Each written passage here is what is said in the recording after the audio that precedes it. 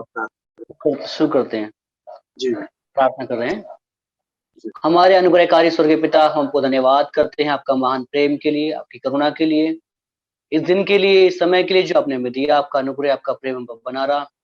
प्रभु महान, इस माध्यम से आपने जुड़ने के लिए हमें मौका दिया। स्वर्गीय पिता, अपने दास को भी हमारे लिए आपने मुहैया कराया। हम धन्यवाद करते स्वर्गीय पिता।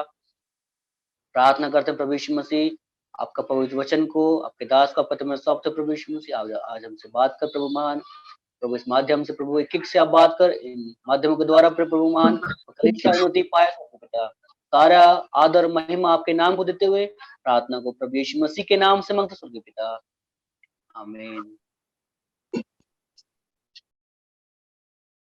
सब कुछ इसके लिए परमेश्वर का धन्यवाद देता हूँ। प्रभु ने एक बार फिर हम लोग को इकट्ठा होने का एक मौका दिया परमेश्वर के वचन से सीखने की। हम लोग प्रार्थना पूर्वक हम लोग देखेंगे कि किस प्रकार हमने देखा बीते समय में कि मन की सिधाई हमारी कमियों पर भी परमेश्वर, उसमें भी परमेश्वर दया करता है जब हम मन की सिधाई से हम लोग चलते हैं। सिंसियरिटी जैसे अंग्रेजी में हम बोलते हैं।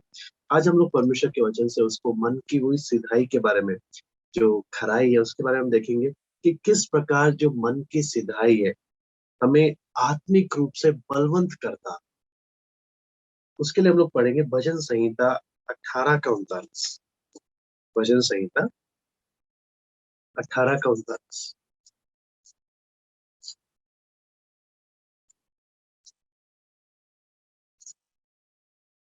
यहाँ पे लिखा है, क्योंकि तूने युद्ध के लिए मेरी कमर में शक्ति का पटुका बांधा है और मेरे विरोधियों को मेरे सम्मुख नीचा कर दिया। दोबारा से मैं पढ़ूंगा। क्योंकि तूने युद्ध के लिए मेरी कमर में शक्ति का पटुका बांधा है और मेरे विरोधियों को मेरे सम्मुख नीचा कर दिया। यहाँ पे जब हम देखते हैं मन की सिधाई, ये एक तरह शक्ति का पटुका यानी बेल्ट के बारे में बात हो रहा है। तो जैसे हम लोग आत्मिक हथियारों के विषय में इफिसियों में पढ़ते हैं तो वहां पे भी लिखा है कि सत्य का कमरबंद। तो यहाँ पर जो है मन की सिधाई भी, जो मन की सिधाई या हृदय से सच्चाई या मन की खराई के विषय में भी जब हम पढ़ते हैं तो यहाँ पर है ये परमेश्वर शक्ति का पटुका, या ये हमें अनुग्रह या हमें सामर्थ्य देने वाला। आपको मालूम है अगर सारे आत्मिक हथियारों को भी, अगर सारे हथियारों को धारण कर रहे, एक चीज है जो युद्ध के लिए कमर कसती है, वो है बेल्ट। और वही पहचान होती है एक फौजी की। अगर आप पुलिस से अगर किसी को निकाल दिया जाए या सस्पेंड कर दिया जाए, फौज से अगर निकाल दिया जाए, तो एक ही चीज है जो सबसे पहले लेते हैं वो लोग, वो उनका बेल्ट ले लेते हैं। तो यहाँ पर लिखा है कि प्रभु तूने युद्ध के लिए मेरी कमर में शक्ति का पटुका बांधा। तो मन की सिधाई क्या चीज है जो मुझे परमेश्वर शक्ति सामर्थ्य प्रदान करता है कि मैं आने वाले युद्ध में, आने वाले हर एक शैतान की चालाकियों का सामना करने के लिए मैं तैयार। जहां मन की सिधाई नहीं है उसके लिए मैं एक और पढ़ूंगा, अय्यूब 12 का 21 भी मैं पढ़ना चाहूंगा। अय्यूब 12 का 21।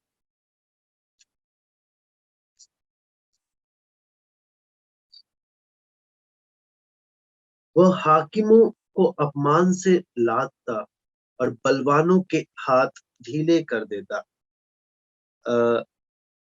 यहाँ पर है बलवानों के हाथ ढीले कर देता, जो यहाँ पर है, यहाँ पे लिखा हुआ है। वहां पे लिखा है, परमेश्वर ने इंग्लिश में भी लिखा है कि weakness the strength of the mighty, यानी बलवान लोग हैं उनकी ताकत को परमेश्वर कमजोर कर देता। तो एक पाखंडी और मन की सिधाई में अगर एक फर्क देखे तो मन की सिधाई से मैं अगर प्रभु के साथ चल रहा हूँ, उसका पहचान क्या है? परमेश्वर आने वाली परीक्षाओं के लिए, आने वाली परिस्थितियों का सामना करने के लिए परमेश्वर सामर्थ्य देता। वहीं अगर जीवन में पाखंड है तो आने वाले परीक्षाओं में परमेश्वर मेरी ताकत को कमजोर कर देता, ताकि मेरा पाखंड प्रकट हो जाए कि मैं परिस्थिति में टिक नहीं पाऊंगा। तो एक सबसे बड़ा एक सबक है यहाँ पे, इसलिए हमने देखा कि परमेश्वर ताकत देता है, जो सीधे मन वाले उनके उनको बलवंत करता है। वहीं जो पाखंडी है परमेश्वर उनकी ताकतों को कमजोर बना देता है। इसलिए यहाँ पर हम देखते हैं कि मसीह जीवन में जितने भी परमेश्वर के अनुग्रह है परमेश्वर का अनुग्रह, ये पूरा अनुग्रह अगर हम देखें तो मन की सिधाई है जो परमेश्वर के अनुग्रह में चलने में हमारी सहायता करता।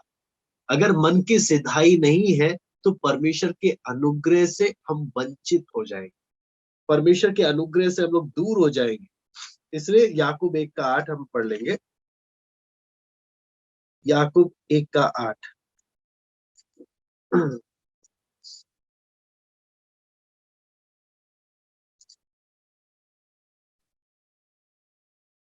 यहाँ पे लिखा है, वह व्यक्ति दुचित्ता है और अपनी सारी बातों में चंचल है। तो यहाँ पर हम देखते हैं प्रभु के साथ चलते वक्त मेरे मसीह जीवन में, मेरे पूरे चाल चलन में अगर परमेश्वर का अनुग्रह ही है जो मुझे बलवंत करता है, और वो अनुग्रह मेरे जीवन में बने रहने के लिए एक ही चीज है जो सबसे ज्यादा जरूरी है, वो है मन की सिधाई। नहीं तो अगर मन की सिधाई नहीं है, पाखंड मेरे जीवन में है, तो वो मुझे परिस्थितियों के सामने कमजोर कर देगा। हम पढ़ेंगे तो सही कि परमेश्वर अनुग्रह देता है, अनुग्रह देता है, हम पढ़ते तो है, लेकिन जब परिस्थिति विपरीत होती है, हम परमेश्वर के अनुग्रह को अपने जीवन में प्राप्त नहीं कर पाते।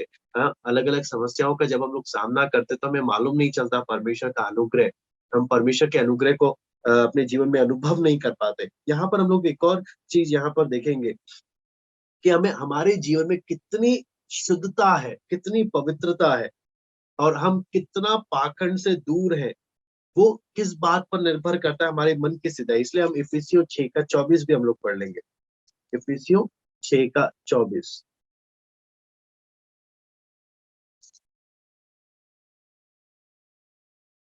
यहाँ पे लिखा है, जो हमारे प्रभु यीशु मसीह से सच्चा प्रेम रखते हैं उन सब पर अनुग्रह होता रहे। हिंदी में लिखा है, जो हमारे प्रभु यीशु मसीह से सच्चा प्रेम रखते हैं, या अंग्रेजी में लिखा, अंग्रेजी में अगर हम इस बात को देखें कि grace be with all them that love our Lord Jesus Christ in sincerity, यानी जो प्रभु से सीधे मन से प्रेम रखते हैं, पाखंड जीवन में नहीं रखते, हाँ, उनके विषय में लिखा है उन पर अनुग्रह होता रहे। तो सारी बात है परमेश्वर का अनुग्रह किन लोगों पर है, मेरे जीवन में कितना अनुग्रह परमेश्वर का है, वो निर्भर करता है मैं कितना मन से सीधा हूं।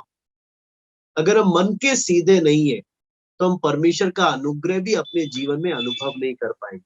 इसलिए सबसे जरूरी है मन के कितने सीधे हैं, वो निर्भर करता है कि हम हमारे जीवन में कितना परमेश्वर का अनुग्रह है। और इसलिए आगे हम जब देखेंगे कि ये मन की सिधाई ही है जो हमारी हर एक कमी घटी में सामना करने के लिए हमारी सहायता करती है, और आत्मिक लड़ाई में भी हमें बलवंत करती है। इसलिए आगे में परमेश्वर के वचन में हम लोग देखेंगे नीति वचन 11:3, नीति वचन 11:3।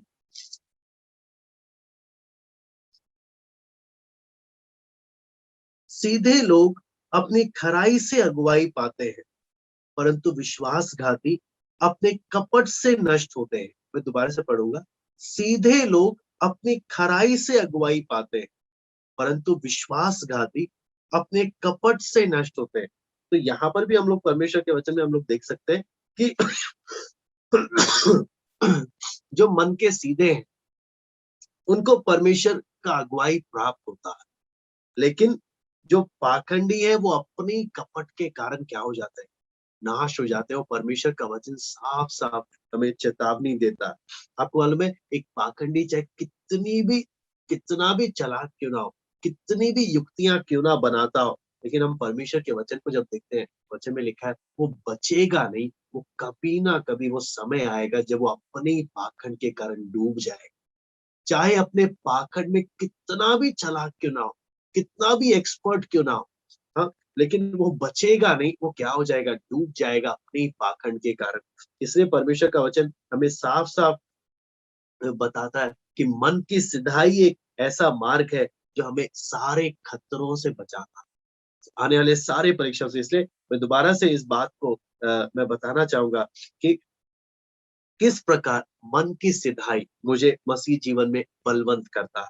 इसमें हमने सबसे पहला देखा, ये एक बेल्ट के समान जो मेरी कमर कसता है, हाँ, मुझे बलवंत करता है। ताकि मैं परीक्षाओं का सामना करने के लिए तैयार रहूं। वहीं हम पाखंडियों के बारे में देखते हैं, परमेश्वर उनकी ताकत को कमजोर कर देता है, और ये वो लोग हैं जो परीक्षा में स्थिर नहीं रह पाते। फिर हमने देखा कि जो लोग मन की खराई से चलते हैं, उनका अगला पहचान क्या है? ये पूरे मसीह जीवन में, अपने पूरे मसीह जीवन में अगर हम इनके बारे में देखें, तो जो मन की सिधाई से चलता है, परमेश्वर का अनुग्रह ये दिन प्रतिदिन प्राप्त करते जाते हैं। जिससे आपको मालूम है, तो यहाँ पर हम लोग देखते हैं कि मन की सिधाई हम लोग देखते हैं किस प्रकार मदद करता है। एक भजन संहिता 78 का 8 भी हम लोग देखेंगे। भजन संहिता 78 का 8।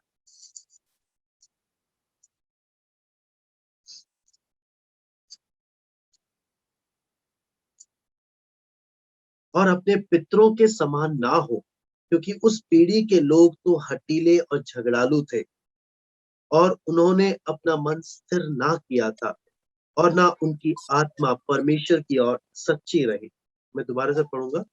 अपने पितरों के समान ना हो, क्योंकि उस पीढ़ी के लोग तो हठीले और झगड़ालू थे, उन्होंने अपना मन स्थिर ना किया था, ना उनकी आत्मा परमेश्वर की ओर सच्ची रही। ये बात हम लोग परमेश्वर के वचन में देखते हैं। ये किस चीज के बारे में बता रहा है? कि पाखंडी लोग समय आने पर अपना असली रूप दिखा देते हैं। इसलिए 57 में इसका 57 में साफ साफ हम लोग पढ़ सकते हैं इन्हीं के बारे में। और मुड़कर अपने पुरखाओं के समान विश्वासघात किया, उन्होंने निकम्मे धनुष के समान धोखा दिया। परमेश्वर का वचन बोलता है कि क्या, ये कौन से लोग हैं? दोबारा से मिलकर, मुड़कर अपने पुरखाओं के समान विश्वासघात किया, उन्होंने निकम्मे धनुष के समान धोखा दिया। तो इजरायली लोगों का पाखंड भी परमेश्वर का वचन बताता है किस प्रकार ये लोग थे। और फिर उसके बाद हम लोग परमेश्वर के वचन में नीति वचन 10 का 9 भी हम लोग पढ़ लेते हैं। नीति वचन 10 का 9।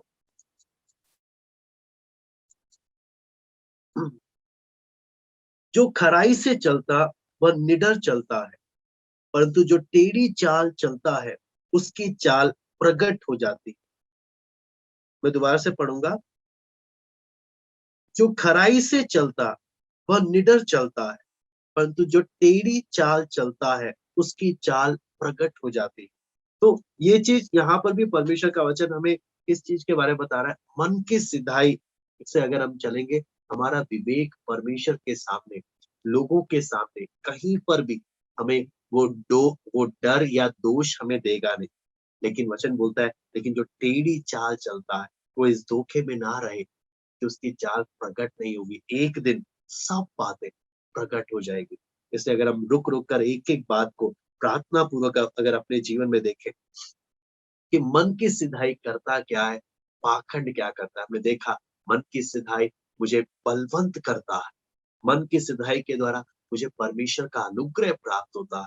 जितना अंदर मन की सिधाई है, उतना परमेश्वर मुझे चलने के लिए सहायता करता है। लेकिन वही मेरे जीवन में पाखंड है, तो जितना भी खुद का भी जो ताकत है, परमेश्वर परिस्थितियों में वो ताकत भी परमेश्वर कमजोर कर देता है। लेकिन अगर मन की सिधाई है, परमेश्वर बलवंत करता है। फिर हमने देखा, मन की सिधाई एक ऐसा एक जीवन का भाग है, जीवन का एक हिस्सा अगर हम लोग बनाते हैं, तो जितना मन में शुद्धता है, परमेश्वर का अनुग्रह भी हमारे जीवन में उतना है। जितना हम सीधे हैं, उतना ज्यादा परमेश्वर का अनुग्रह है। लेकिन जितना ज्यादा हम टेढ़े हैं, उतना ज्यादा हम परमेश्वर के अनुग्रह से दूर है। अगर आज हम परमेश्वर के अनुग्रह को, आप समझना परमेश्वर का अनुग्रह क्या है? परमेश्वर का अनुग्रह, जब हम लोग कई बार हम लोग बोलते हैं परमेश्वर का अनुग्रह वो सामर्थ है, वो परमेश्वर का अनुग्रह वो शक्ति है, जो मुझे प्रभु यीशु मसीह के समान जीने के लिए मुझे मदद करता। जैसा यीशु मसीह का स्वभाव था, वैसे हमारा भी स्वभाव होने के लिए विपरीत परिस्थितियों में हम किस प्रकार से प्रतिक्रिया दें, विपरीत परिस्थितियों में हमारा रिएक्शन किस प्रकार से होना चाहिए, उस बात में मेरे मन की सिधाई ही परमेश्वर का अनुग्रह को मेरे जीवन में आने देगी। लेकिन अगर कपट है, तो मैं पाखंडियों के समान हम लोग अपना व्यवहार हम लोग करने लग जाएंगे। फिर हमने देखा कि जो मन की सिधाई जिनके जीवन में, उनको परमेश्वर का अगुवाई प्राप्त होता है। लेकिन वचन में लिखा है, जो कपटी हैं, जो पाखंडी हैं, एक दिन वो अपने ही कपट के कारण नाश भी हो जाएंगे। वो एक चेतावनी है। इसलिए इजराइलियों के पाखंड के बारे में परमेश्वर का वचन बोलता है, ये लोग कैसे थे। हाँ, इनसे हमें किस प्रकार सावधान रहना, इनके जीवन से हम लोग ने कितनी बातों को सीखना है। आपको परमेश्वर के वचन में मैं देखते हैं पाखंडी, जो हम लोग देखते हैं, पाखंड एक व्यक्ति को परीक्षा में किधर लेकर जाता है। उसके लिए हम लोग देख सकते हैं, पाखंडी व्यक्ति भीड़ में बड़े आसानी से छिप सकता है, और वो छिपता भी है। पाखंडी व्यक्ति, अगर आप वो अपने बोलते हैं ना, अपना टाइम अगर सेट करता है, तो हम आम तौर पर जो ओरिजिनल तरीके से जो टाइम सेट किया जाता है वो सूर्य को देखकर किया जाता है। लेकिन पाखंडी सूरज को देखकर अपना समय नहीं सेट करता, वो दुनिया के क्या बोलते हैं, दुनिया की घड़ी को देखकर अपना सेट करता है। इसका अर्थ क्या है कि दुनिया जैसे चल रही है, लोग जैसे चल रहे हैं, वही लोगों की आवाज इसके लिए परमेश्वर की आवाज। क्योंकि परमेश्वर के साथ मन की सिधाई से ना चलने के कारण परमेश्वर की अगुवाई तो इसे प्राप्त नहीं हो रही। जब परमेश्वर की अगुवाई प्राप्त नहीं है, तो जैसा लोग बोल रहे हैं वही ये करने को तैयार। इसको अलग से खुद का अपना कोई स्टैंड नहीं है। ये बस हर लोगों की बात मानने के लिए तैयार है, क्योंकि ये बोलते हैं ना, समुद्र की धारा को चीरते हुए जाने के लिए ये तैयार नहीं है। अगर हम लोग परमेश्वर के वचन में हम यहोशू के बारे में देखें, जब 12 जासूसों में, हाँ, ये यहोशू जब सामने आकर बोल रहा है कि बाकी 10 जासूस अगर जब बोल रहे हैं कि नहीं, हम लोग वहां जा नहीं सकते, वहां के लोगों, वहां पे अनाकवंशी है, दानव है, हम लोग सामना नहीं कर सकते, यरीहो में वो लोग हमें मार डालेंगे।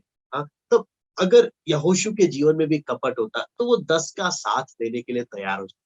लेकिन यहाँ पर हम लोग देखते हैं, यहोशू के मन की सिधाई को देखते हैं कि इसका अंदर का विवेक इसको क्या बोलता है, नहीं, परमेश्वर अगर हमसे प्रसन्न है, हम जरूर जयवंत हो सकते हैं। 10 लोग, मेजोरिटी, ज्यादा लोग कुछ भी बोले, मेरा मन का सिधाई मुझे बोलता है कि मुझे ऐसा नहीं, ये लोग जो बोल रहे हैं वो सही नहीं है।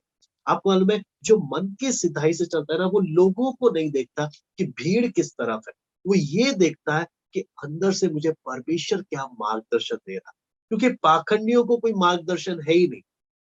पाखंडी लोग लोगों को देखते हैं, लोग क्या कह रहे हैं उसे फॉलो करते हैं। लेकिन जो मन की सिधाई, वचन बोलता है, जो मन की सिधाई से चलते हैं, पहली बात, परमेश्वर उन्हें बलवंत करता है। दूसरी बात, परमेश्वर उन्हें अनुग्रह देता है। तीसरी बात, परमेश्वर उनका मार्गदर्शन करता है। वो एक सबसे बड़ा एक सौभाग्य है, जो मन की सिधाई। मैं ये नहीं बोलता जो मन के सीधे हैं या सिधाई से जो चलते हैं, खराई से चलते हैं, तो परीक्षा में गिरते नहीं है। गिरते हैं, लेकिन परमेश्वर उनको उठाता है। मन की सिधाई होने के कारण परमेश्वर उनको उठाता है, वो एक सबसे बड़ा गुण है। लेकिन पाखंडियों का पहचान क्या है? भीड़ में बड़ी सरलता से छिप जाते हैं। अगर आप सोच कर देखना, जब हम यहूदा इस्करियोती के बारे में भी सोचते हैं, हाँ, पाखंडियों में कितना एक बोलते हैं ना, टॉप नंबर का पाखंड था यहूदा इस्करियोती भी।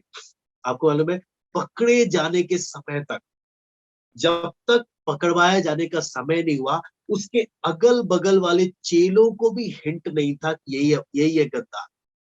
आप सोचकर देखना। मान लो कुछ लोग कैसे हैं, हम लोग कोई बात करते तो हम लोग समझ जाते हैं, हाँ, ये इसके बारे में बात हो रही है, या ये होगा वो होगा। हाँ, ये देशद्रोही या क्या बोलते हैं, अपने प्रभु यीशु मसीह को पकड़वाने वाला गद्दार, इतना मतलब अपने पाखंड में इतना टॉप लेवल का इसने डिग्री लिया हुआ था कि अगल बगल वाले चेलों को भी, इसके साथ रहने वाले चेलों को भी भनक नहीं थी। जब यीशु ने बोला तुम में से एक मुझे पकड़वाया जाने वाला है, अगर चेलों को भनक होती तो सीधा, मेरा विश्वास है, पतरस को क्या बोलते हैं, महायाजक के सेवक की कान काटने की जगह ना, पतरस सबसे पहले उसी गद्दार को, यहूदा इस्करियोती को, उसको भागने से पहले ही जान से मार देता। पतरस, अगर उसको मालूम होता कि हमारा ही ये साथी है असली गद्दार। लेकिन आप सोचना, ये अपने पाखंड में इसने इतनी अच्छी डिग्री ले रखी थी, अगल बगल के चेलों को भी इसने भनक नहीं लगने दी कि ये कितना बड़ा पाखंडी है। और इसका साहस तो देखो, जब हर एक चेले प्रभु यीशु से पूछते, क्या प्रभु मैं हूँ, ये भी सामने आकर दिलेरी से क्या बोलता, हाँ प्रभु, क्या मैं ही हूँ वो पाखंडी? हाँ, क्या मैं ही हूँ आपका पकड़वाने वाला? बोलता, आप और मैं होते तो हम तो उसी टाइम दो जड़ देते उसको अच्छे से, हमें पता है तू कौन है। हाँ, तू ही है, और हमें बेवकूफ बनाने की तो कोशिश कर रहा है। लेकिन आप सोचकर देखना, पाखंड का लेवल देख आप सोचकर देखिए कितना अधिक है कि अगल बगल वाले को भी भनक नहीं। इससे हमें क्या चीज मालूम चल सकता है? अगर हम पाखंडी है ना, हम अपने पाखंड के काम में इतने एक्सपर्ट हो सकते हैं कि हमारे अगल बगल वालों को भी कोई हिंट नहीं होगा कि हम पाखंडी है। हम सबको दुनिया में बोलते हैं, यहूदा इस्करियोती ने सबको बेवकूफ बना दिया। सोचा प्रभु को भी बना दे, लेकिन नहीं बना। आप अगली बात अगर देखेंगे, पाखंडी इस यहूदा इस्करियोती को दुनिया का सबसे बेस्ट पास्टर मिला, सबसे बेस्ट पास्टर मिला। बोलते हैं इससे अच्छा पास्टर शायद कभी नहीं मिला हो।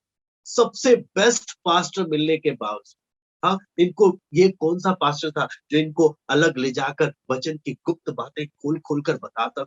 ये कौन सा पास्टर था जो इनको अगुवाई कर कर इनके साथ बैठकर इनको प्रार्थना करना सिखाता था, इनके साथ गीत गाता था, गतसमने वाटिका में अक्सर जाया करते थे प्रार्थना करने के लिए, वचन संगति करने के लिए, आत्मिक संगति के लिए। आप सोचो इतना सारा सब कुछ मिलने के बावजूद इस पाखंडी का मन इतना कठोर। इससे हमें क्या चीज मालूम चलता है, आप समझना कि इससे हमें एक बात और हमें सीखने को मिलता है कि जो मन के सीधे हैं, उनके जीवन में जब गलती आती है ना, परमेश्वर का वचन तीर की तरह जाकर उनको चुभता है और उनका मन पिघल जाता है या टूट जाता है। वहीं पाखंडियों का मन अगर आप देखेंगे, परमेश्वर का वचन जब ये सुनते ही इनका मन और पत्थर हो जाता है, ये और इनका मन कठोर हो जाता है। आप सोचकर देखना, वचन वही है, सीधे मन वालों के जीवन को पिघला देता है, वही पाखंडियों के मन को और कठोर कर देता है न्याय के लिए। आप सोचकर देखना, ये यहूदा इस्करियोती सबके साथ जाकर, हाँ, आप सोचो चमत्कार करता होगा, प्रचार करता होगा, सब कुछ कर रहा है, एक प्रेरित है, लोगों को वचन बता रहा है, सब कुछ कर रहा है, और खुद भी एक चोर है। हाँ, साथ में चोरी भी कर रहा, साथ में झूठ भी है, साथ में लालच भी है, लेकिन अगल बगल वालों को भी हिंट नहीं, आसपास के साथ के बगल बैठे चेलों को भी हिंट नहीं कि इतना बड़ा पाखंडी हमारे साथ, इतना बड़ा गद्दार हमारे साथ बैठा हुआ था, हमारे साथ चलता था, हमारे साथ खाता पीता था, हमारे साथ रहता था, हर समय प्रभु की संगति में रहा, फिर भी इसने इसका पाखंड इसके जीवन में बना रहा।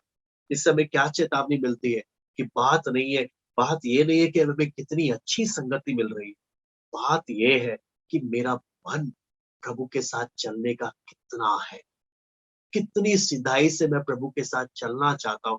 वो निर्भर करता है कि क्या मैं आगे प्रभु के साथ सही से चल पाऊंगा या मैं एक कपटी बनकर। वचन यहूदा इस्करियोती एक सबक है, क्या चीज? अच्छी संगति की कमी नहीं थी उसके पास, सबसे अच्छी संगति उसको मिली, सबसे अच्छा वचन उसको सीखने को मिला, सबसे अच्छा पास्टर उसे मिला। दूसरी बात, लेकिन फिर भी उसने क्या किया? सबको बेवकूफ बनाया, सबको बेवकूफ बनाया, किसी को भनक लगने नहीं दी, लेकिन एक को नहीं बना सकता, प्रभु यीशु मसीह को। तीसरा बात हम क्या देखते हैं? चाहे हम कितना भी कोशिश कर ले, बाहर लोगों की नजर में कितना भी पाखंड बनने की कोशिश कर ले, एक दिन तो आएगा, एक दिन आएगा जब सारा पाखंड सबके सामने खुलकर प्रकट हो जाएगा, सबके सामने खुलकर प्रकट हो जाएगा। इसलिए चेतावनी है, पाखंडी व्यक्ति जब तक काफी देर तक ये आनंद तो लेता है अपने पाखंड का, लेकिन एक दिन उसके जीवन का जो अंत कितना भयावह होता है, कितना भयानक रीति से होता है, या कितनों के लिए लूत की पत्नी की तरह एक नमक का खंभा बन के एक सबक बन जाता है। वो एक सबसे डरावने वाली बात, वो एक सबसे वाली डरावने की बात है, जिसलिए परमेश्वर का वचन साफ साफ बोलता है, लूत की पत्नी को सदैव स्मरण रखो। तो इसलिए हमने क्या चीज, हमने ये चीज समझना है कि हमने पाखंडी, हम पाखंडी चाहे तो बन सकते हैं, हाँ, अच्छे वचन सीखने के बावजूद भी। बात वचन की कमी की नहीं है, बात मेरे मन की सिधाई की। कितना भी अच्छा वचन मिले, अगर मैं मन का सीधा हूं, मैं प्रभु के साथ सीधे मन से चलना नहीं चाहता ना, कितना भी अच्छा वचन सीखने को मिल जाए, कितना भी अच्छा प्रभु का दास पास्टर हमें मिल जाए वचन सिखाने के लिए, हम लोगों के जीवन का अंत बहुत ही भयानक हो जाए। लेकिन यदि हम लोग सीधे मन से चलने के लिए समर्पित है प्रभु हम लोगों को नहीं देखेंगे, दूसरा विश्वासी क्या कर रहा है या दूसरा आत्मिक जीवन में प्रभु के साथ चलने में कितने नाटक कर रहा है या कितना पाखंडी है, प्रार्थना में कुछ बाहर कुछ। प्रभु मैं दूसरे का तो नहीं, प्रभु जैसे यहोशू बोलता है तुम चुन लो तुम किसकी सेवा करोगे, लेकिन तो मैं तो तुम्हारे लाइफ में इंटरफेयर नहीं कर रहा, लेकिन मैंने अपने जीवन का फैसला ले लिया। मैंने अपने जीवन का फैसला लिया, मैं और मेरा परिवार नित्य यहोवा की सेवा करता है। मैं तुम लोग के लाइफ में बार-बार इंटरफेयर नहीं कर सकता, लेकिन मैंने अपने जीवन का फैसला ले लिया, मैं और मेरा परिवार नित्य यहोवा की सेवा करता है। वो एक समर्पण कि दूसरा चले ना चले, दूसरों को परमेश्वर ने अपनी फ्रीडम दी है, लेकिन मैंने अपने जीवन का एक संकल्प लिया, प्रभु मैं सीधे मन से तेरे पीछे चलता रहूंगा। आप अगर परमेश्वर के वचन में पहला राजा 22 का 6 से 8 भी अगर हम पढ़ ले, पहला राजा 22 का 6 से लेकर 8।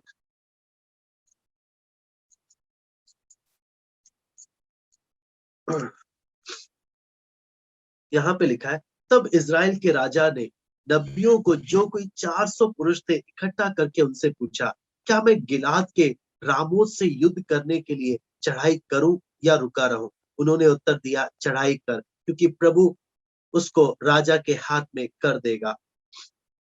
परंतु यहोशापात ने पूछा, क्या यहाँ यहोवा का और भी कोई नबी नहीं है जिससे हम पूछ ले? इज़राइल के राजा ने यहोशापात से कहा, हाँ, यिम्ला का पुत्र मिकाया एक पुरुष और है जिसके द्वारा हम यहोवा से पूछ सकते हैं, परंतु मैं उससे घृणा करता हूँ क्योंकि वह मेरे विषय कल्याण की नहीं परंतु हानि ही की भविष्यवाणी करता है। यहाँ पर हम लोग क्या चीज हम लोग देख सकते हैं परमेश्वर के वचन में कि अ, यहाँ पर भी हम लोग देख सकते हैं कि 400 नबी लोग, झूठे नबी, राजा को बहुत कुछ झूठी बातों में आश्वासन दे रहे हैं, लेकिन यहाँ पर मिकाया पाखंड नहीं है। चाहे लोग कुछ भी बोले, मेरे मुंह से सिर्फ सच निकलेगा, चाहे लोगों को मेरी बातें अच्छी लगे या ना लगे, मैं वही बोलूंगा जो सच है। मैं ये 400 नबी क्या कर रहे थे? राजा को प्रसन्न करने का प्रयास कर रहे थे, लेकिन मिकाया क्या बोलता है? मैं पाखंड में नाटक नहीं करूंगा, जो सच है मैं वही बोलूंगा। इसलिए राजा उसे पसंद नहीं करता था। आपको मालूम है, जो मन के सीधे है ना, उनसे अक्सर लोग पसंद नहीं करते उन्हें। क्यों पसंद नहीं करते? क्योंकि इनका ये ना जो भी होता है, चाहे अच्छी लगे चाहे बुरी लगे, बोल देते हैं। ये नाटक नहीं करते कि हाँ, बाहर से ना चाहे कितनी भी घृणा अंदर रखी है, बाहर से हंस रहे हैं, बाहर से स्माइल कर रहे हैं, मीठी-मीठी बाहर से बातें कर रहे हैं, जबकि अंदर घृणा ही घृणा रखी हुई। हाँ, नाटक नहीं करते ये लोग। आपको मालूम है, अगली बात जब हम पाखंड के बारे में देखते हैं, पाखंड पाप के साथ कैसे समझौता करता है। अगर आप मत्ती 4 का 9 हम पढ़ लें, मत्ती 4 का 9।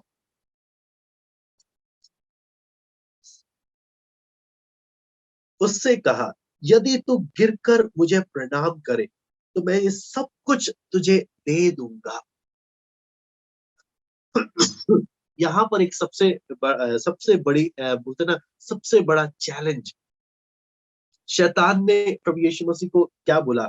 यदि तू गिरकर मुझे प्रणाम करे मैं ये सब कुछ तुझे दे दूंगा।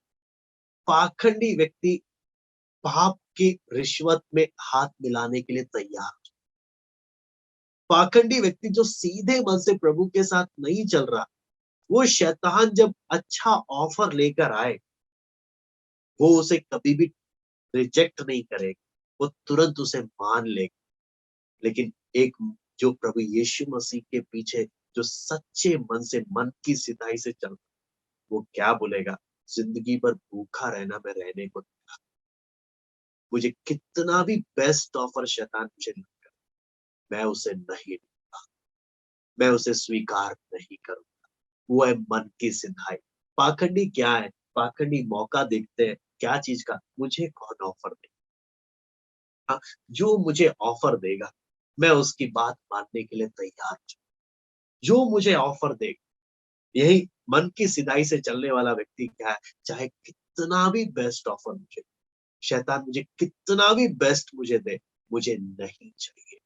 उसे ना कहने का उसमें साहस है, चाहे उसके लिए कितना भी उसे हानि उठाना पड़े। लेकिन बहुत से लोग क्या है, ऊंचे पहाड़ की चोटी तक पहुंच जाते हैं जीवन में।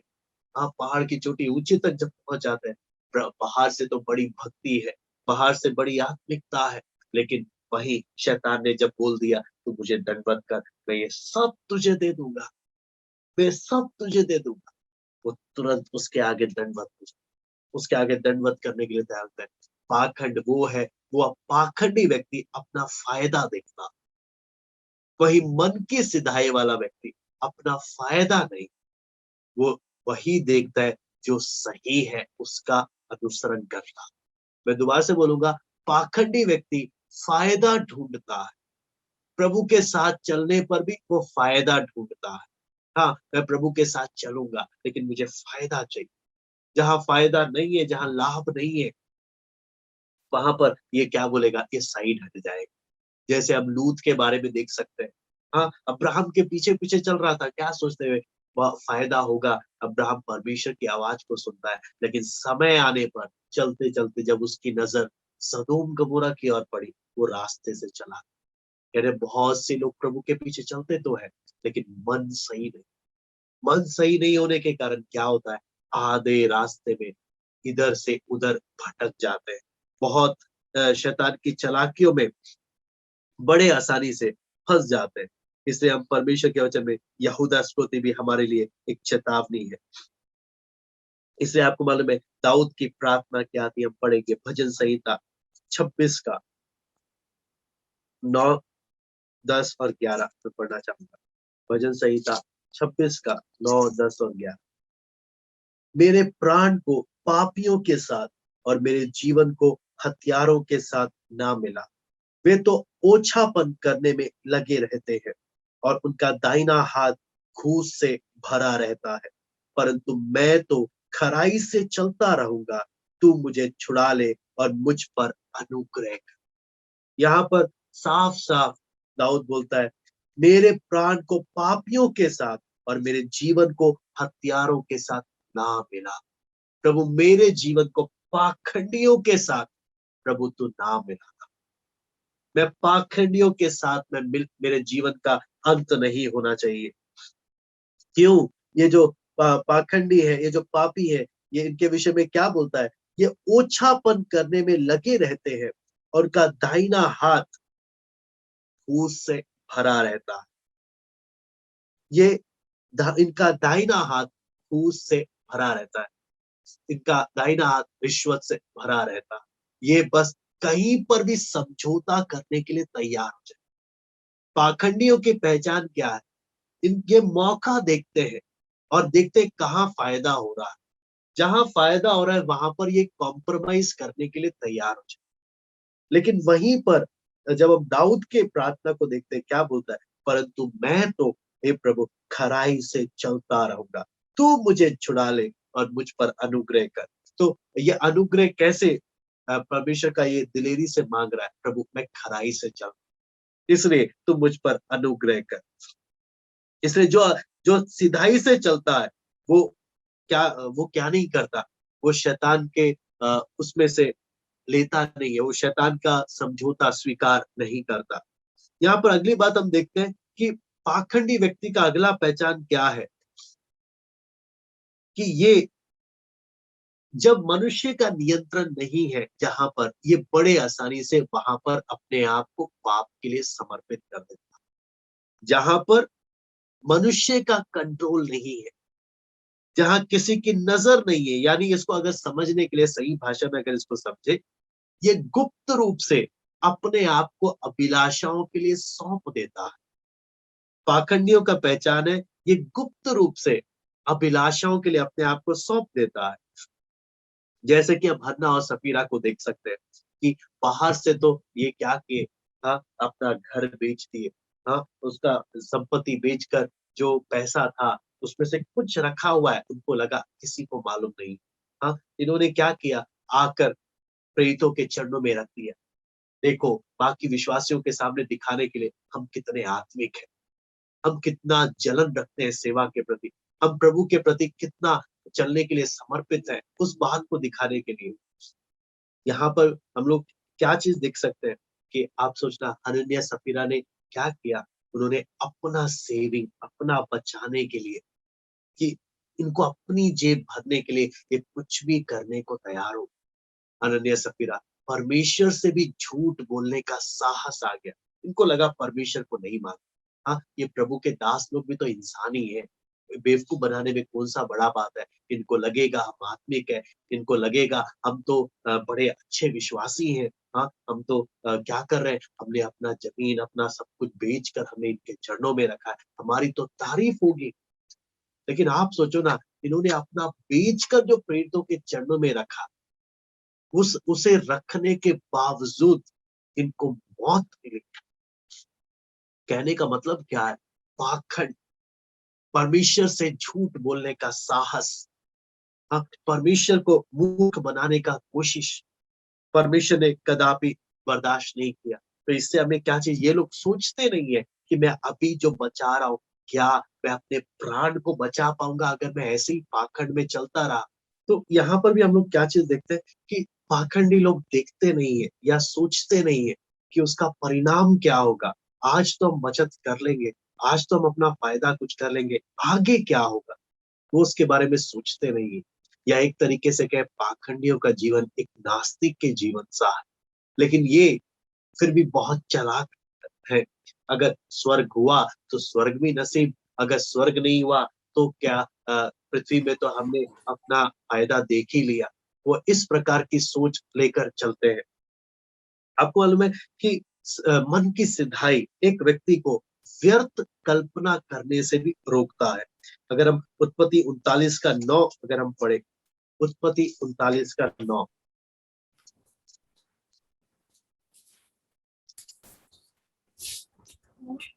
इस घर बोल में दिया है। मुझसे इस घर में मुझसे बड़ा कोई नहीं, और उसने तुझे छोड़ जो उसकी पत्नी है मुझसे कुछ नहीं रख छोड़ा, इसलिए भला मैं ऐसी बड़ी दुष्टता करके परमेश्वर का अपराधी क्यों बनूं? मैं ऐसी बड़ी दुष्टता करके परमेश्वर का अपराधी क्यों बनूं? यहाँ पर हम लोग देख सकते हैं कि यूसुफ का स्वामी तो है नहीं, पोतीफर तो वहां पर है नहीं। हाँ, तो लेकिन अगर यहाँ पर हम देखें यूसुफ के जीवन में, इसका परमेश्वर वहां पर है। इसके वो मन की सिधाई एक व्यक्ति के जीवन में से कैसे दिखती है। बेशक पोतीफर नहीं है जिसके प्रति इसे जवाबदेह होना है, लेकिन इसके लिए वहां पर परमेश्वर उपस्थित है।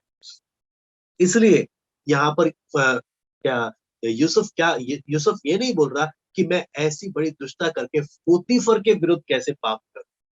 यूसुफ क्या बोल रहा है? मैं ऐसी बड़ी दुष्टता करके परमेश्वर के विरुद्ध कैसे पाप करूं। इससे हमें क्या चीज मालूम चलता है? जो मन के सीधे हैं वो परमेश्वर के कारण लोगों के साथ भी वफादार होते हैं। मैं दोबारा से बोलूंगा, जो मन के सीधे हैं वो परमेश्वर के कारण लोगों के साथ भी वफादार होते हैं। लेकिन जो पाखंडी होते हैं उन्हें परमेश्वर का तो भय होता नहीं, इसलिए उन्हें लोगों के सामने, लोगों के साथ का इनका संबंध वफादार का नहीं है। ये लोगों को लूटना कैसे, उस बात में माहिर। जो मन के सीधे, उनका पहचान क्या है? परमेश्वर के कारण, इनका परमेश्वर के साथ का संबंध के कारण ये लोगों के साथ भी वफादार होते हैं। इसलिए यूसुफ बोलता है, बेशक पोतीफर यहाँ नहीं, लेकिन परमेश्वर के लिए, परमेश्वर के विरुद्ध मैं कैसी दुष्टता कर, क्योंकि ये अपने जीवन के हर कामों को परमेश्वर के सामने जवाब दे मांगता है कि मुझे परमेश्वर को हिसाब देना। तो इसलिए अपने काम को, अपने एक एक चाल चलन को इतनी साफ तरीके से करता है कि पृथ्वी के लोगों को भी उसको मौका नहीं। यहाँ पर आगे जब हम देखते हैं इसमें, तो यहाँ पर हमें सिधाई, मन की सिधाई के विषय में हमें क्या चीज मालूम चलता है कि कई बार आपको मालूम है, पाखंड पाखंड का स्तर इतना ऊंचा होता है कि मानवीय न्याय के स्तर से भी बाहर होता है। कि पाखंडी व्यक्ति इस बात में इतने एक्सपर्ट होते हैं कि इतने ऊंचे पोजीशन में पहुंच जाते हैं कि उनका कोई न्याय करने वाला ही नहीं रहता। अगर उदाहरण के लिए हम लबान के विषय में पढ़े उत्पत्ति में, लबान अपने जिस जगह में वो रहता था सबसे प्रसिद्ध और सबसे शक्तिशाली है। इसके कारण वो याकूब को जितना टॉर्चर कर सकता है, जितना उसके साथ जो चाहे कर सकता है, वो कर सकता था। लेकिन लाबान के साथ न्याय करने वाला कोई नहीं था। हाँ, अगर मानवीय नजर में देखें तो हमें क्या नजर आएगा? लाबान देखो पाखंडी व्यक्ति है। हाँ, ये तो सबके साथ अत्याचार कर रहा है, लेकिन इसका कौन इससे हिसाब लेगा? कई बार पाखंड का वो स्तर होता है जहां पर उससे हिसाब लेने वाला कोई मानव नहीं रहता, कोई इंसान नहीं रहता। लेकिन हाँ, इसका ये अर्थ नहीं कि वो बच जाएगा, क्योंकि परमेश्वर खुद उसका लेखा लेगा। फिर अगर हम अ, रोम के इतिहास में नीरो के बारे में हम पढ़े, जिसके शासन काल में मसीह लोगों को जिंदा जलाया गया, शेरों के सामने फेंका गया। आपको मालूम है उसके विषय में जब उसका इतिहास हम पढ़ते हैं कि पहले वो रोम की आशा था, इतना बड़ा संत था वो कि कोई सपने में नहीं सोच सकता था कि इतना बड़ा संत इंसान शैतान का रोल अदा करेगा। रोम उसे आशा की नजर से देखता था, नीरो को, और उसके बारे में इतना इतना बड़ा उसको संत महात्मा करके मानते थे, नीरो को। लेकिन जब समय आया, जब पद प्राप्त हो गया, उसका रूप ही बदल गया। इससे क्या चीज मालूम चलता है कि पाखंडी क्या है, वो पता चल जाएगा। आप थोड़ा सा इनको ऊंचा पद दे दो, इनको थोड़ा सा ऊंचा पद दे दो। दूसरा इतिहास 12 का 1 में भी हम देख सकते हैं इसके बारे में। दूसरा इतिहास 12 का 1। परंतु जब रहोबियाम का राज्य दृढ़ हो गया और वह आप स्थिर हो गया, तब उसने उसके साथ सारे इज़राइल ने यहोवा की व्यवस्था को त्याग दिया। यहाँ पे लिखा है, मैं दोबारा से पढ़ूंगा। परंतु जब रहोबियाम का राज्य दृढ़ हो गया, वह आप स्थिर हो गया, तब उसने उसके साथ सारे इज़राइल ने यहोवा की व्यवस्था को त्याग दिया। जब दृढ़ हो गया, जब राजगद्दी मिल गई, जब ऊंचे स्थान पर विराजमान हो गया, तब इसने परमेश्वर की व्यवस्था को त्याग दिया। आज ये एक बहुत बड़ा एक डर का भी विषय है कि परमेश्वर एक व्यक्ति क्या है, कैसे भी प्रकट कर देता है। एक व्यक्ति को उठाकर प्रकट कर देता है, उसको थोड़ा सा उठा दे, वो अपने जीवन से प्रकट कर दे, थोड़ा सा उठा दे। हाँ, अगर ये सीधे मन से नहीं चल रहा, इसका राज्य, उदाहरण के लिए आप जो जो चाहते हैं परमेश्वर यदि आपकी मांगे अगर पूरी कर दे, क्या आप भी परमेश्वर की व्यवस्था को त्याग देंगे? बहुत लोगों के साथ हुई हुई घटना है ये, कि परमेश्वर ने जब कुछ नहीं था, तब परमेश्वर की व्यवस्था, परमेश्वर के वचन के अनुसार चल रहे थे। जब परमेश्वर ने थोड़ा उठा दिया, अब तो वचन कहाँ लिखा है? हाँ, वचन की आयत कहाँ पर है? परमेश्वर का वचन बाइबल रखा कहाँ है? उनको ये भी नहीं मालूम रहता कि बाइबल कहाँ छोड़ दी मैंने, बाइबल रखी कहाँ पर है? परमेश्वर के वचन से तो कोई लगाव ही नहीं है। सिर्फ लोगों के सामने दिखाने के लिए बाइबल है, लेकिन खुद दिल से उन्होंने परमेश्वर के वचन को त्याग दिया। ये चीज यहाँ पर देखते हैं। जब रहोबियाम का राज्य दृढ़ हो गया और वह आप स्थिर हो गया, तब उसने उसके साथ सारे इज़राइल ने यहोवा की व्यवस्था को त्याग दिया। हम तब तक नहीं त्यागते जब तक हमें लगता है कि हम गिर जाएंगे। लेकिन जब कई बार हमें लगता है अब हम स्थिर हो गए, अब हमें किसी की मदद की जरूरत नहीं है, अभी अभी हमें किसी की सलाह की जरूरत नहीं है, अभी हमें किसी की प्रार्थना की जरूरत नहीं है, अभी हमें किसी से वचन सीखने की जरूरत नहीं है। ये वो एक पल होते हैं जब परमेश्वर हमारे असली पाखंड, जो छिपे हुए पाखंड को प्रकट कर देता है। क्यों? हम अपने ऐसे कामों के द्वारा हम प्रकट कर देते हैं कि अब हमें परमेश्वर की व्यवस्था को हमने त्याग दिया, हमने परमेश्वर की व्यवस्था को त्याग दिया। एक बहुत ही डर की बात, परमेश्वर प्रकट कर देता है एक व्यक्ति को उठाकर कि ये पाखंडी है या मन का सीधा है। आपको मालूम है, यूसुफ के भाई लोग, उस उन्होंने यूसुफ को मारने से भी बदतर काम उसके जीवन में किया जब उसको बेच डाला।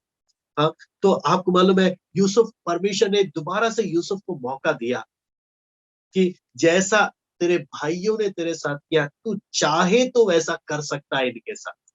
जैसा इन्होंने तुझे सताया, अब मैंने तेरे हाथ में अधिकार दे दिया। कि अब तू भी इनको सता सकता है। लेकिन आपको मालूम है यूसुफ का जवाब क्या है? उत्पत्ति 42 का 18 हम पढ़ सकते हैं। उत्पत्ति 42 का 18 यहाँ पे लिखा है, तीसरे दिन यूसुफ ने उनसे कहा, एक काम करो तब जीवित रहोगे, क्योंकि मैं परमेश्वर का भय मानता हूं। यहाँ पर साफ साफ यूसुफ क्या बोलता है? मैंने तुम्हारे साथ जैसा तुमने किया, मैं तुम्हारे साथ इसलिए मैं वैसा नहीं करता। क्यों नहीं करता? मैं चाहूं तो बदला ले सकता हूं, लेकिन क्यों नहीं ले रहा? क्योंकि मैं परमेश्वर का भय मानता हूं। मन की सिधाई से चलने वाले व्यक्ति का पहचान क्या है? इसके अंदर परमेश्वर का भय है। पाखंडी व्यक्ति का पहचान क्या है? ये कितनी भी आत्मिकता दिखा दे, इसके अंदर परमेश्वर का भय नहीं। वो एक सबसे बड़ी बात। इसलिए यूसुफ क्या बोलता है? मैंने तुम्हारे साथ कुछ भी बुरा क्यों नहीं किया, कि मैं परमेश्वर का भय मानता हूं। आगे उस नीति वचन 24 का 16 भी मैं पढ़ना चाहूंगा। नीति वचन 24 का 16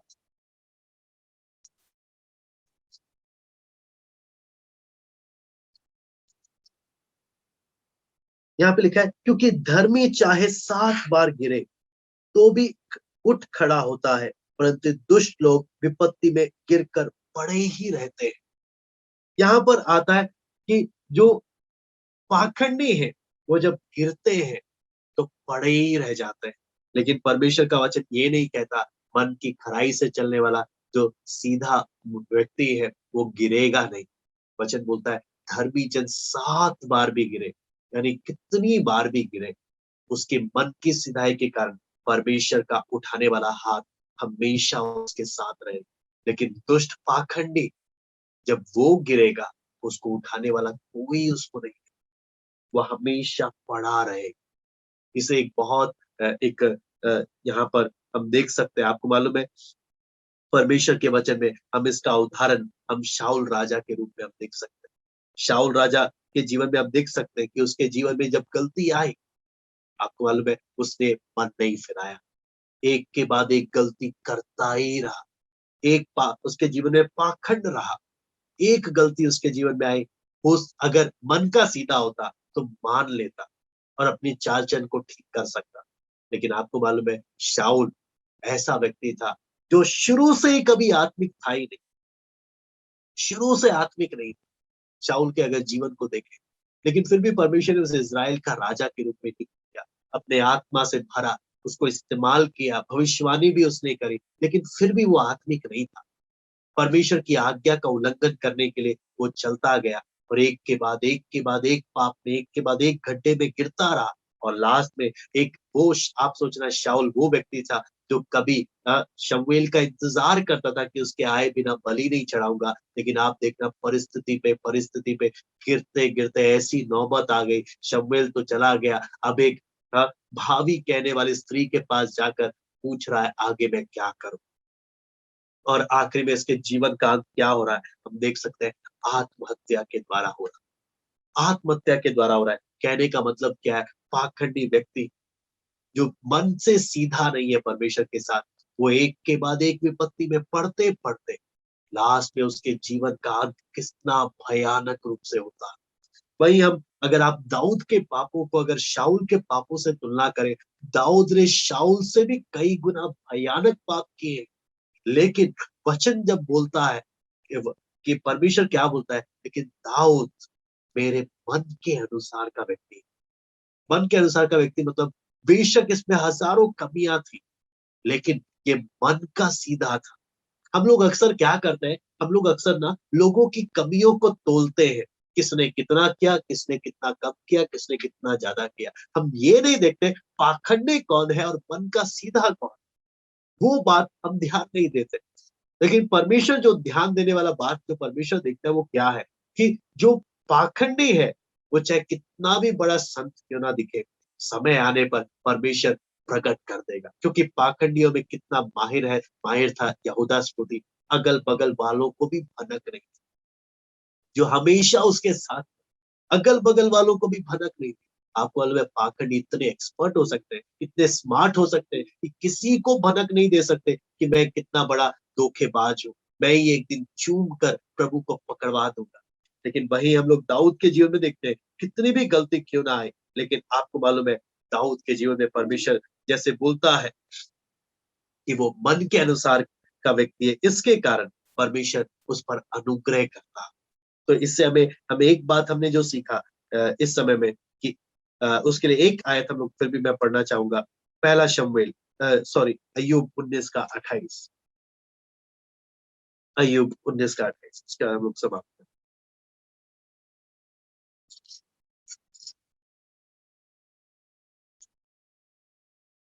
यहाँ पे लिखा है, तो भी मुझ में तो धन का मूल्य पाया जाता है, और तुम जो कहते हो हम इसको कैसे सताएं।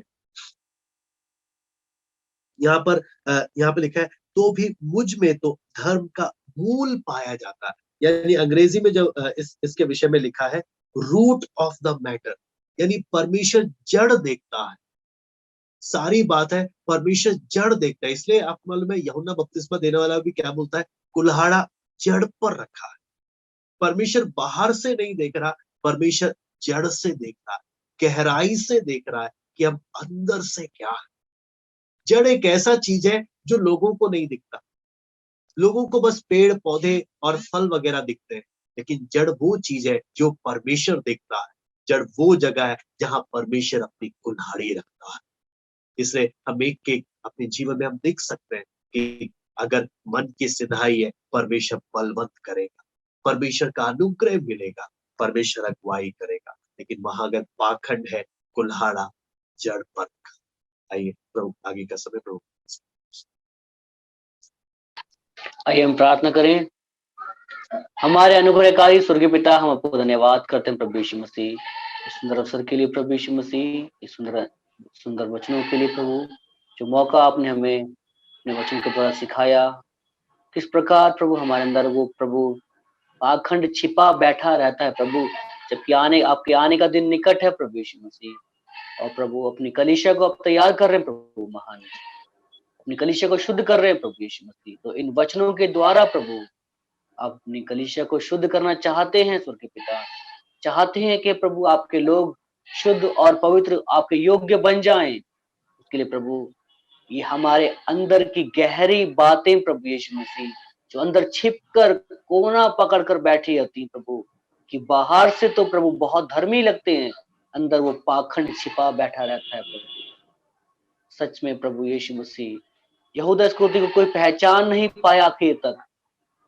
वो सारे चमत्कार भी किए, चेलों के साथ रहा, यीशु के साथ रहा, फिर भी प्रभु उसके अंदर पाखंड छिप कर बैठा था। उसके मन की उस अवस्था को देखकर शैतान ने भी उसको पकड़ लिया, अपना एक हाथ का औजार बना लिया।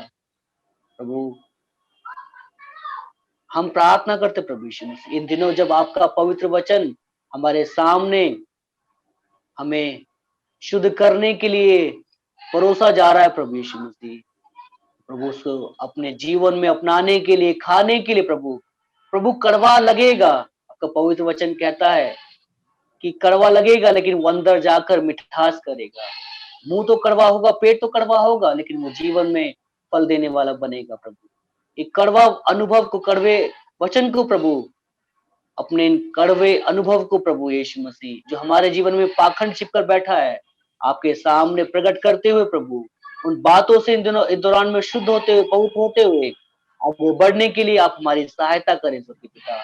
आपकी पवित्र आत्मा के बिना प्रभु हम अपने इन पाखंडों को पहचान नहीं सकते। आपकी पवित्र आत्मा आपके वचनों के द्वारा, आपकी आत्मा की अगुवाई में हमें चलने की कृपा दे प्रभु। आपकी पवित्र आत्मा हमारी सहायता करे, हमें प्रकट करके दें प्रभु, कौन कौन सी गलतियां, कौन कौन से पाखंड, कौन कौन सी कमजोरियां हमारे अंदर छिप कर बैठी हैं प्रभु। इन दौरान में उन बातों को प्रभु पहचान कर, पकड़ कर अपने जीवन से बाहर करने के लिए और आपके एक योग्य कलीसिया बनने के लिए हमें कृपा दे प्रभु। आपके योग्य बनने के लिए हमें सहायता कर स्वर्गीय पिता। अपने आप को आपके हाथों में सौंपते स्वर्गीय पिता। आपके पद से हमारे साथ रहे, अपने दास को भी और सामर्थ्य शक्ति देके हमारे बीच में इस्तेमाल करते जाएं, और जहां जहां आप चाहते हैं वहां वहां इस्तेमाल करें। ज्वाइन हुए सब लोगों के लिए धन्यवाद करते प्रभु। तो एक एक से आपका वचन बात करे स्वर्गीय पिता। धन्यवाद करते हैं प्रभु, आगे से हमको पते में सौंपते हैं। प्रभु दोबारा मिलने तक हम इस को अपने पंखों में छुपाएं।